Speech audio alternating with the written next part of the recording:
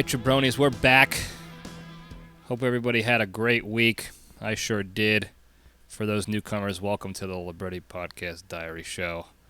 I am Libretti. That's it. Still am Libretti. I always will be Libretti. Last Sunday was 21-year anniversary of 9/11, the attacks on 9/11, World Trade, Pentagon, Pennsylvania Field. I don't do full on episodes talking about it much anymore. Maybe like 25th anniversary, big time, big ones like that, just to keep it in people's minds. So I didn't talk about it last week on last time's episode, but and it's something we need to always remember, that feeling that you had, that gut-wrenching feeling of loss and anguish and all the negative stuff, and then how we all came together and how much stronger we were for it after we came together. So keep that in mind as you continue going down the road of division and chaos and whatever else the media tells you to do. That's my only tinfoily hat message for the week. So consider yourself, I guess, thankful for that. All right. What do we got here today? I did some news searching. And when I say news searching, I popped open a web browser and I searched the word news, and I just looked to see what popped up. That was the extent of it. I didn't go to any particular website. I used DuckDuckGo, no safe search, no location data, and just put news.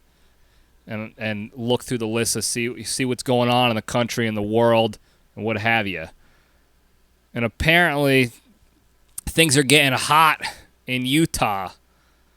A 50-year-old dude pled guilty. He didn't try to hide it, I guess, since he got busted in the act. Pled guilty to setting a woman on fire and then fleeing and hiding in a hole, like a ditch, from the police until they found him in a yard in this ditch. Now, this lady was a stranger. This guy pretty much went up to her, and she said he doused her and poured gasoline on her and then lit her body with a road flare. Like a complete nut job. And then he fled. And she survived, thankfully.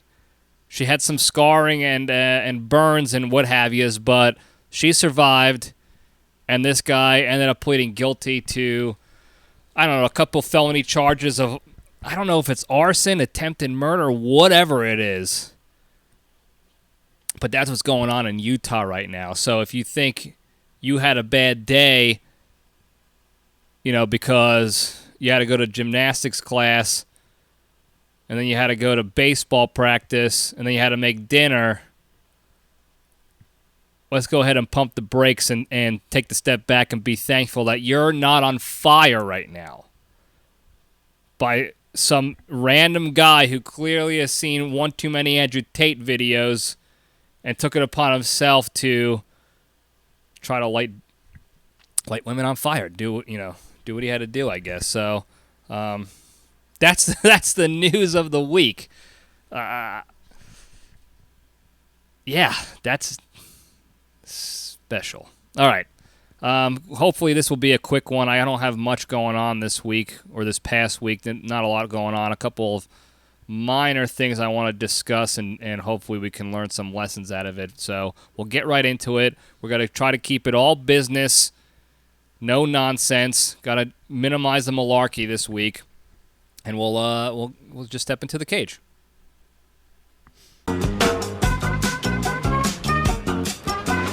Okay, let's run. All right. Today's Into the Cage segment is proudly sponsored by the all-new reality show, No Guts, No Glory Hole. A show following the lives of Gary and his professional glory holer pals as they take you on a captivating journey into the deep, dark abyss that is glory holing. From facials to old fashions, NGH will have you on the edge of your toilet the entire time. And be sure to tune in to the season finale to find out which politician Gary takes on as a secret lover. So tune in to Channel 29 every Tuesday night at 7 p.m. right after the local news to get your fill of No Guts, No Glory Hole. I'd rather watch that than any of the other reality show nonsense going on right now. I'd like to see what politician who's probably anti-gay wants to send people to gay camps to turn them non-gay. I want to see which one of those politicians is secretly glory holing it up with Gary and friends. I don't want to see hip-hop wives of Atlanta fatting around doing nothing with themselves, making a shit ton of money on nothing but us watching them. Us idiots watching them be fat and stupid and dramatic and staged. Everything is staged. At least this is real. This shit goes on. So, Channel 29. We'll tune in. All right, the Cage fact this week. We got a new Nic Cage movie getting ready to be released. It's not released yet. There's no release date yet, but it did premiere at some Toronto International Film Festival this past week or 2 weeks ago. And it's a Western called Butcher's Crossing. Now, the movie itself got very okay reviews. They weren't terrible. They weren't fantastic. But the universal sort of opinion of Nic Cage's performance was that it was very good. A couple people said incredible. Some people said very, very good. So he plays a buffalo hunter with a strange obsession. They don't tell you what the obsession is in this dramatic action thriller Western. How you doing? So he had his kid, and then right after he had his kid, went up to this film festival to launch the premiere of this movie. So, busy guy. He's always moving and shaking. He's always hustling. He's always working. And there's a lesson to be learned there, folks, as you're going to hear about later on when I bitch about things in the junction. There's always lessons to be learned here. And the lesson there is you just never stop. You never stop. Never stop, never stopping. What was that song by that fake boy band? Is it Never Stop, Never Stopping? It's the one with Andy Samberg, right? Not Lonely Island. It's his movie, Pop Star, I think it was called. I don't know. That could be grossly wrong. Grossly wrong. It could be by the what is it, O-Town? That fake group that did Calculus, U plus me equals us, which is not calculus, by the way. That's just simple math. It's also incorrect math, but popular nonetheless. All right. That's the Cage fact. We'll just spin it right over into the junction, get things going. Now, I'm a little disappointed and disheartened over the past week. I went to my nephew's fall baseball game. He's 7 years old, 7.5, second graders. Okay, so let me paint you a picture of this. Second graders playing baseball. This is fall ball, so I was hopeful right off the bat that they were playing fall ball in second grade. It's only 6 games long, 6 weeks long. They play once a week. They might practice. They didn't practice up to that point, but it's 6 weeks long in the fall. We didn't have fall ball in Little League when I was in second grade up until at least I was playing on the Big Diamond. That's when we started fall ball. That's when it got, shit got real for baseball for us because we wanted to play all the time to get better, to compete, to work our way up the ladder to get, to get those spots on your high school teams and then college and all the things you do in baseball as you're growing and competing. So it was very cool to see fall ball. I was very excited at the idea of this, so I went to the game to go check it out. And then I get to the game.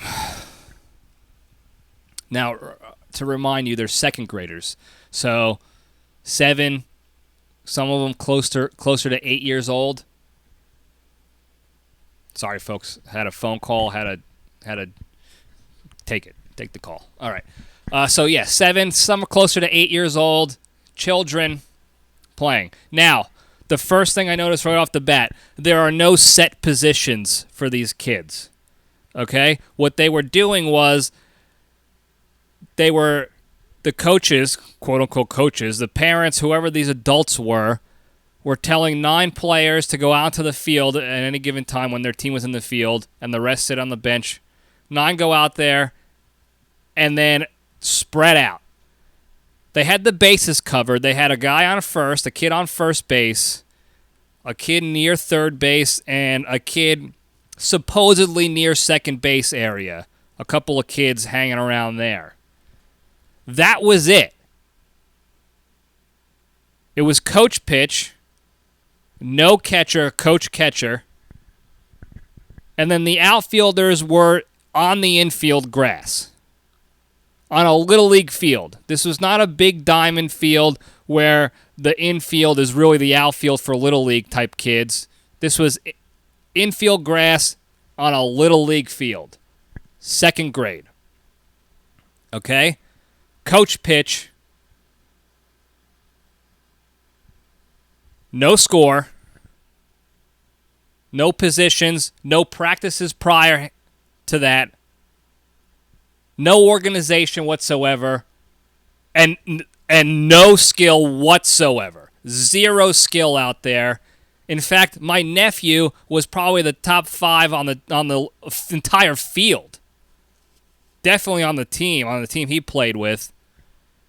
Because he's been practicing on his own time with his father and my father, JPL3.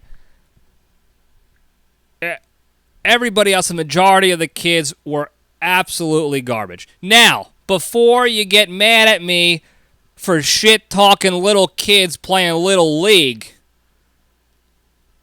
let me go back in time a little bit to paint you a picture of what second grade baseball was like back in the 90s when I played, when I was in second grade. And this is not one of those, back in my day, this and that. This is not that far back in the day, okay? We're talking late 90s here, mid to late 90s here, okay? The kids in second grade in the mid to late 90s, around my time frame, they're in the pros right now. That's the age range, okay? So they're still playing. This is not that old. All right? In second grade, we had half coach pitch, half player pitch. That means half the game, a second grader was on the mound 40 feet pitching. That's another thing I forgot to mention. The coaches in present-day coach pitch for this game I watched were 20 feet away. They were up in front of the 40-foot mound lobbing darts at these kids. Some of them couldn't hit it if you gave them a tree trunk. Now, back to the 90s again. Half coach pitch, half player pitch. Player catcher. I was the catcher, so I'm not lying here.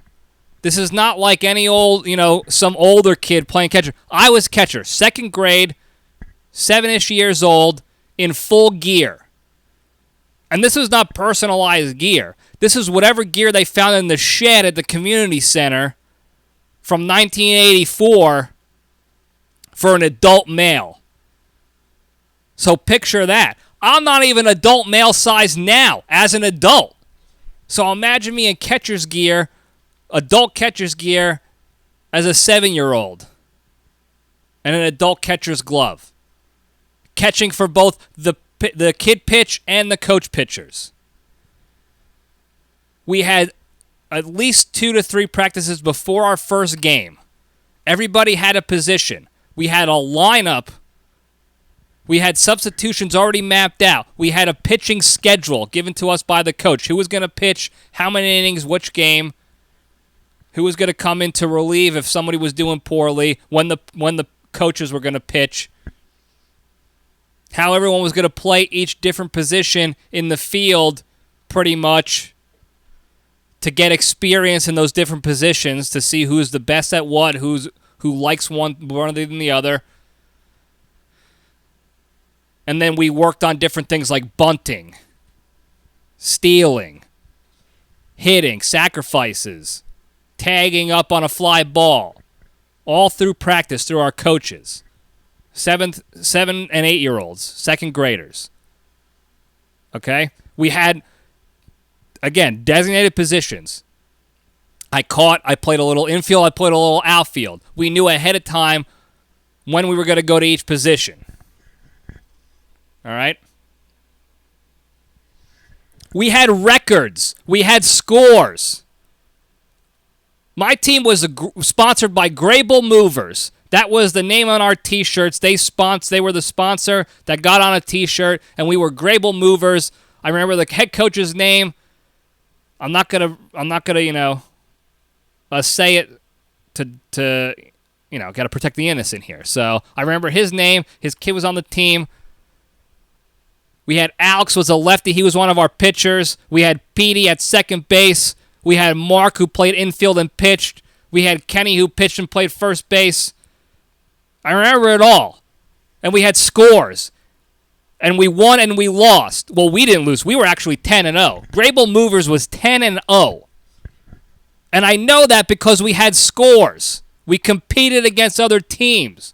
The coaches kept a scorebook on individual performances and team performance overall, and standings, and playoffs, and trophies for winning only. And again, this is not a bitch session about back in my day, nobody got participation trophies. There's a point to this all here, okay? Fast forward back to the no score, no outs, no strikeout, no position, no practice, no skill Little League that's going on right now. And you wonder why only only like 11 batters in the major leagues from the younger folks, the newer guys, are batting 300 or more. Everybody else is below 300 in the stink zone. And it's only getting worse. The ones batting in the 300s are older. 30s, mid-30s, late 30s. Mike Trout, Aaron Judge is 31. All the people who still played and competed at Little League and learned how to play baseball and got life lessons as Little Leaguers instead of this bumblebee baseball that I was watching last week, where a ball is hit and everybody follows it around like a swarm of bees. At least my nephew he had the wherewithal to know, I'm playing first base. When the ball is hit, I get to first base and I step on the bag and I wait for the ball to be thrown to me to get outs. And he got ground ball outs, he got fly ball outs, he got a couple hits, he hustled. He's a little slower. He sort of runs like an old man still, but he's learning and growing. There were a couple other kids out there that they were doing their part too, and you can tell that their parents work with them on the side, and that these kids have a passion for learning. I went to my cousin's 4-year-old daughter's t-ball game. It wasn't a game, it was just a t-ball event a couple months ago. And it looked exactly the same as the second grade Little League. The only difference was that the kids were about a foot shorter and they were using a t-ball tee. Everything else was the same. Bumblebee baseball. Everybody was in the infield. Nobody could hit it out of the infield. Nobody got outs. No score, no losing. No winning, no nothing. And even those kids, before their little game started, their coaches were running little drills with them, teaching them how to throw, how to field ground balls. Now, they weren't doing great. They were 4 years old. They were just trying to figure it all out and get out there and use their sponge brains for something good. But at least they were trying. If you put them up against the second graders in this Little League game and actually kept score, it would have been a very close game. A very close game. It was embarrassing to see. And the lesson here is we have to do better for our children, for the future. And this is not a sports thing. This is not an old man bitch session about how the youth are weak and stupid and we were tougher and better. No, this is about us as adults. It's on us. It's not on the kids. It's all these people who bitch like me about not being tough anymore and back in my day. They're failing. They're failing the kids. Because youth sports is the perfect time to teach kids life lessons. Not just how to play baseball or soccer or football or any sport. It's not really about the sport. Okay? The sport is the vehicle for learning. Learning how to compete. Learning how to take on a new skill and perfect that skill or work to perfect that skill. Learning time management, how to schedule your week out now around practice and games, and knowing how to prepare for games, and learning about work ethic and working hard and working smart to get better at something, and learning how to fail forward through losing and how that feels. And how to do better, do something different so that you don't feel that way anymore, so you don't lose anymore. Learning how to compete against people and what that actually means. Not creating enemies, but working hard, learning about the skill sets of the opponent, learning about the vulnerabilities of the opponent and how to exploit them. Learning how to work on a team. Learning about knowing that no matter how good you are at something, you need to help the rest of your team out in order to succeed, to enable them to help succeed, come together. Learning how to control the controllables and to not let the uncontrollables get you down. That's a lot of stuff, and I'm not even halfway done. I can go on forever. That's a lot of stuff you learn just from what is supposedly a simple youth sport.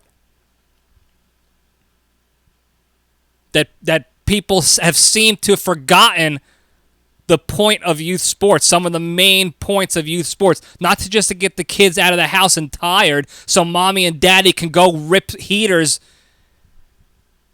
in the back and take a break and sip from their flasks and post on social media how tough it is being a parent. That's not the point of youth sports. It's also not to just pick sides between sports and arts and theater or whatever. It's a vehicle to learn and grow and become better as people so that we are self-reliant, independent, and resilient adults. Those are the points of youth sports. And then if you stay good and you enjoy the sport as you get older, you start thinking about playing this at the higher levels. Maybe getting some scholarship, using it to your advantage, getting scholarship money. Maybe making it a profession if you're that good. Also, lessons in those routes as well. You start teaching your older kids, your preteens, your teens, college-age kids, how to position yourselves to get to that level. And then also to know where your ceiling is as far as skill set and abilities and being okay with that. And then being able to take those lessons and using them in the rest of your life. which is the main thing there. It's not just about baseball or hockey or whatever sport specifically that you're playing as a youth. It's about learning the lessons and then applying them to the rest of your life around you. In school, at home with your family, in the workplace, in real life after college and school is done. Because that's when the reality checks hit. That's when you're getting, fired or losing a promotion or not getting hired for jobs or being in severe debt because you didn't learn life lessons beforehand. You didn't take the opportunity, the free chicken almost. It's almost free chicken. Yeah, you spend a couple of bucks as a parent to get your kids into sports, and you're making the sacrifices as a parent to do all that. But for the kid, it's free lessons. And yeah, the kids are going to feel like shit when they lose a game, or they suck it up, or they get hit by a pitch in baseball or something. And it's going to be that immediate hurt and pain and negativity. And I know the parents don't want that. Nobody wants that for their kids. But let me tell you something. The pain of getting hit in the back with a Little League fastball or losing the state tournament in high school is a lot softer of a pain than failing at your job because you suck at it and getting fired for it. Or worse, getting in trouble, getting arrested or court-martialed if you're in the military. Because now you have real consequences to your inabilities. And youth sports is the perfect time to teach those lessons, because that's how you gradually get kids prepared for that stuff as adults. You don't want a kid to be coddled and sheltered and patted away and nerfed away from all that negative and those lessons and toughnesses early on up until they're adults. You don't want the first time for them to endure failure or experience failure and loss to be as an adult when there's actual consequences to those failures. Because they have no idea what failure feels like now. Now they're going from 0 to 100 miles an hour in the failure, category, and they don't know how to handle it. And they end up, living in their parents' basement at 35 years old, not knowing what to do with their lives anymore. But as a kid, you lose a game, you strike out in Little League, or you miss a goal in soccer. Yeah, it hurts. Maybe you'll cry. You're a kid. But you get over it, and then the next day you know, I'm not dead. I'm not fired from my job. I'm still a kid. I still get free meals from my parents, free rides to school and stuff. But I don't want to strike out again because I know that hurt me. That was a negative feeling. I didn't like the way that felt. Or I don't want to lose this game, so I'm going to work my little ass off to try to win. And I don't want that team to beat us again. And you gradually build and callous your mind as a kid, as a youth, and you start stacking lessons learned.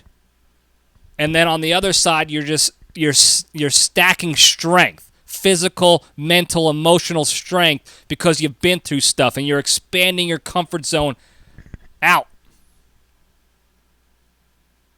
And then when it's time to be released into the wild after college, you're ready for it. Yeah, you might not know exactly what it feels like to be fired from a job or something like that just yet, but you know what it feels like to fail, and you know that you can get through it, therefore you are ready for it now.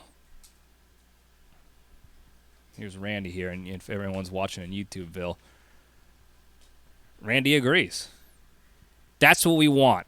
We want to teach lessons so that we're ready for adulthood. and they were teaching them nothing in the second grade coach pitch, coach catch, no rules, no positions, no skill baseball game.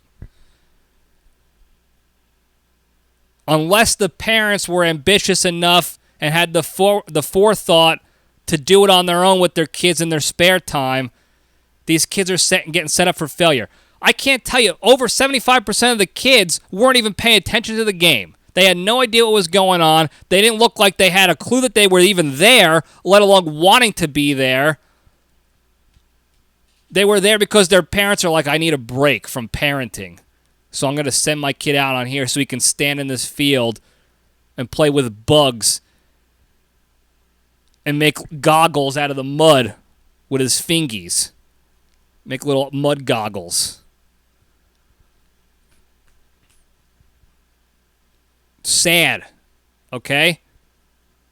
Because what happens to those kids who never experienced that stuff is they become what I saw later in the week.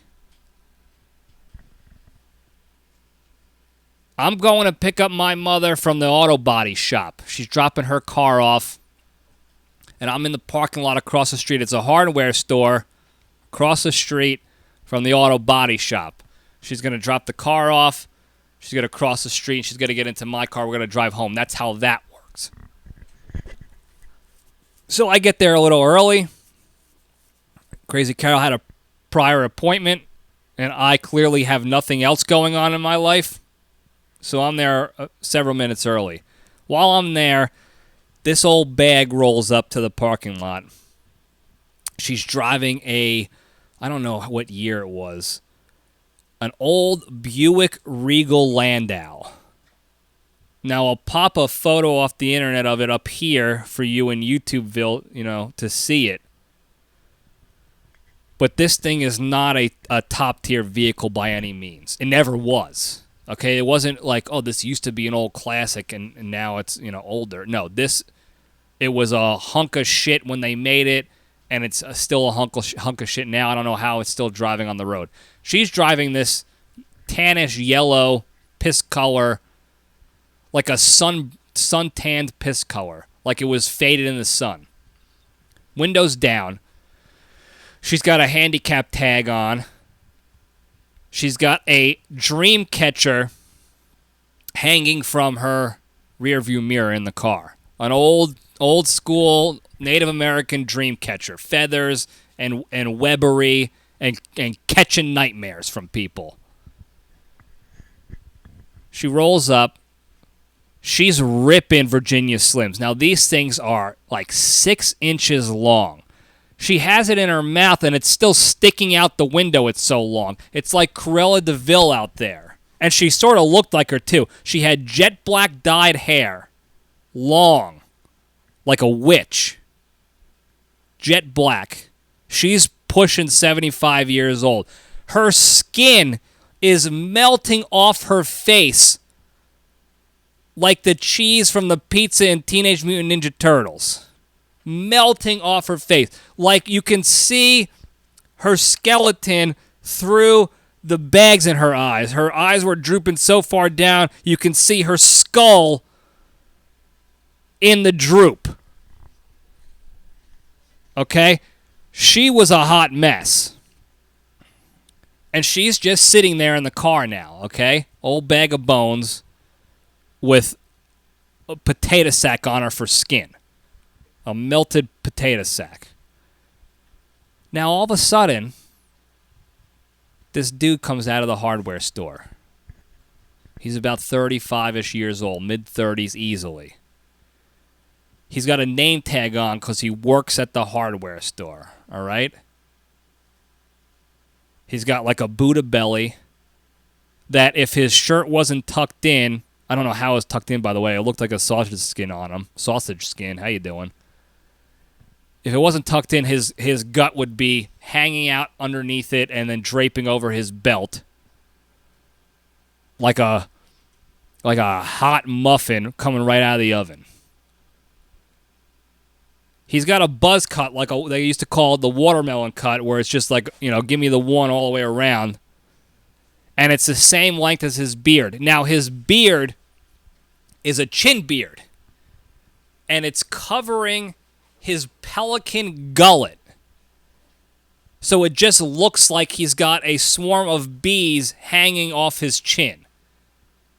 Like, you know, when you see bees all in a pile together on their hive, and it just looks like blah on his chin beard. All right? Muslims, you can see his cleavage a little bit out of the shirt. Slovenly looking guy wearing like Airwalk sneakers. I haven't seen Airwalks since 1992.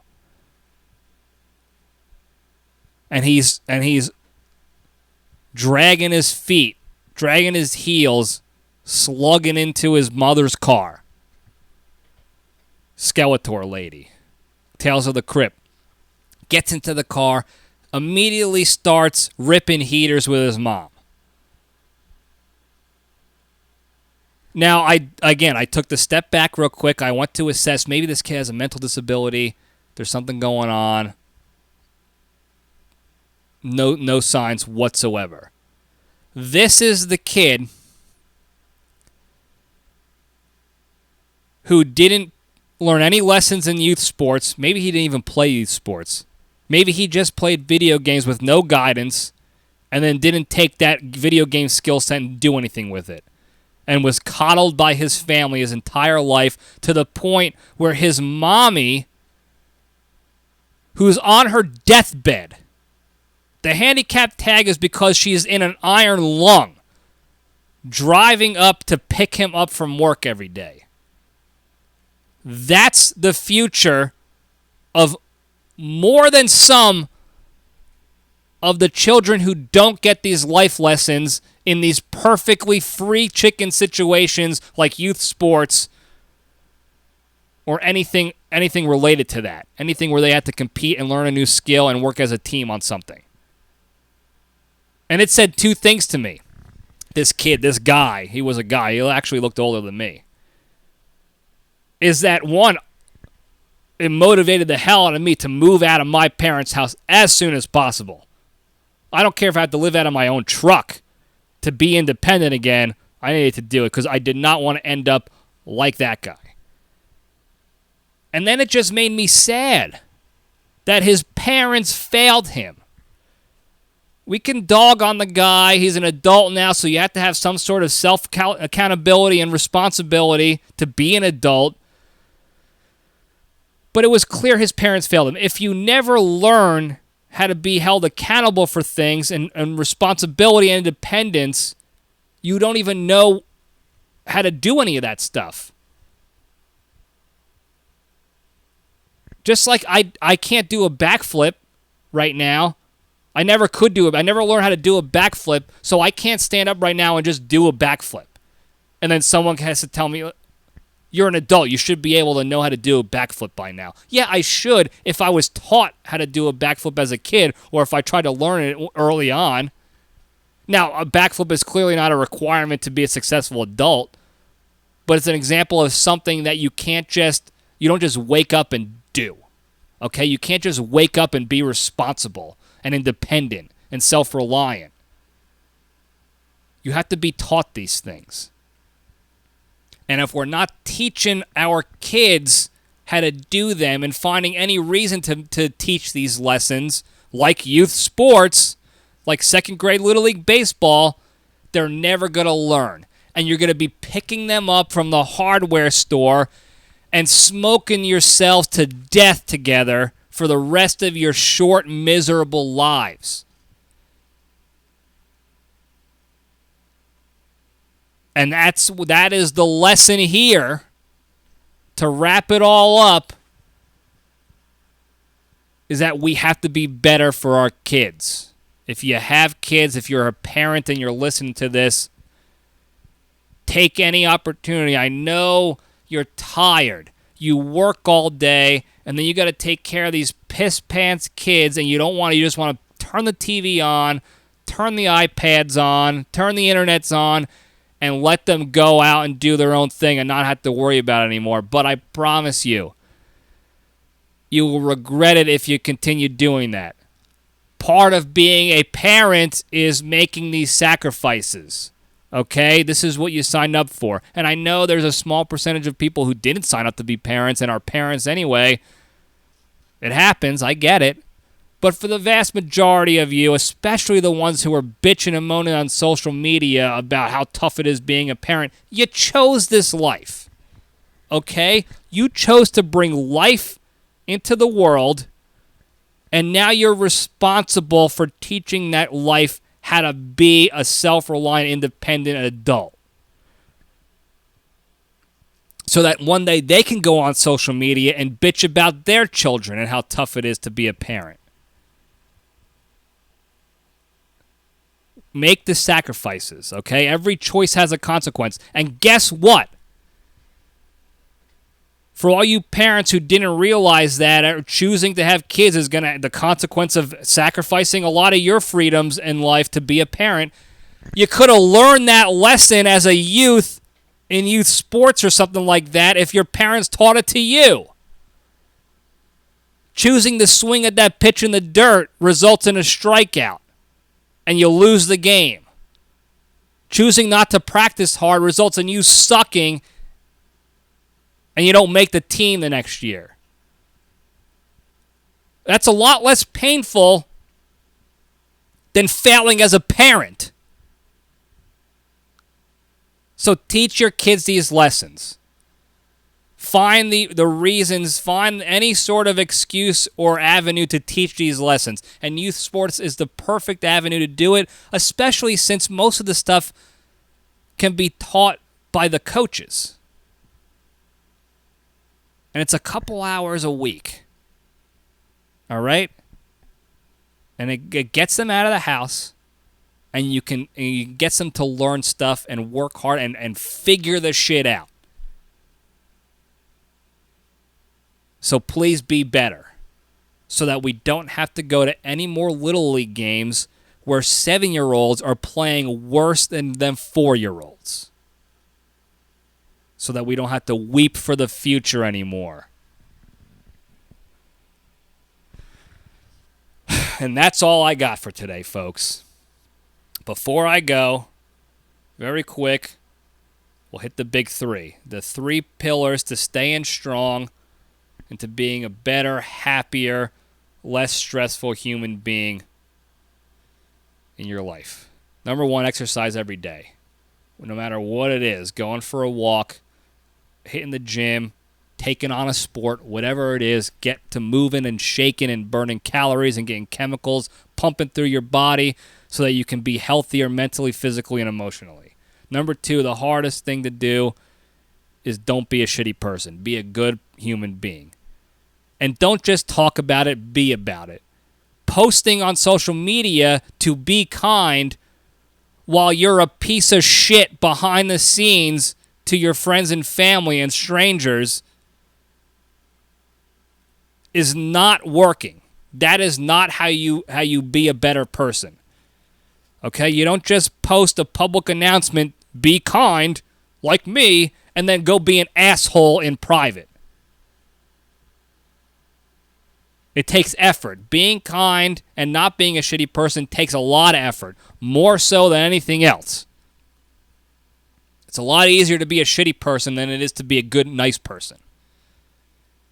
Especially when you're dealing with other assholes. I get it. I struggle with this on a daily basis. This is the reason why it's on the big 3, because I need to work on it the most. So I get it. I'm right there with you.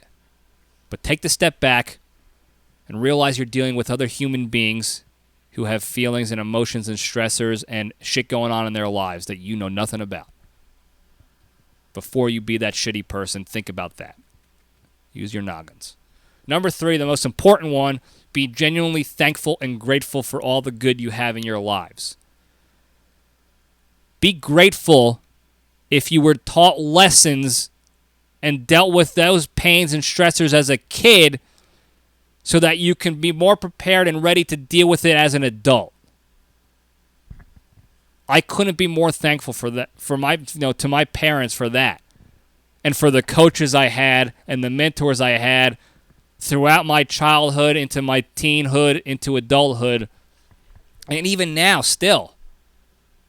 continuing to help me learn and grow so I can maintain independence, self-reliance, self-sufficiency, the ability to deal with stress and hardships and adversity. I couldn't be more grateful. That might be one of the things I'm most grateful for, is those people that took their time, made the sacrifices in their lives to teach me that shit in some way, shape, or form. Now that's all I got. Thank you guys for listening. Don't forget to hit the hotline with anything you got. You see I play all this stuff whenever I got hotline calls. 202-670-1114 is the number. Call it in. Leave a message. You can be anonymous. You can name yourself. You can ask a question, give me feedback, whatever you want to do. Send it in. And then tell your friends and enemies to go like and subscribe and call the hotline as well. And we'll keep this train moving and shaking to prosperity so that everyone can get these lessons. So thank you guys again. I love you all. Stay strong.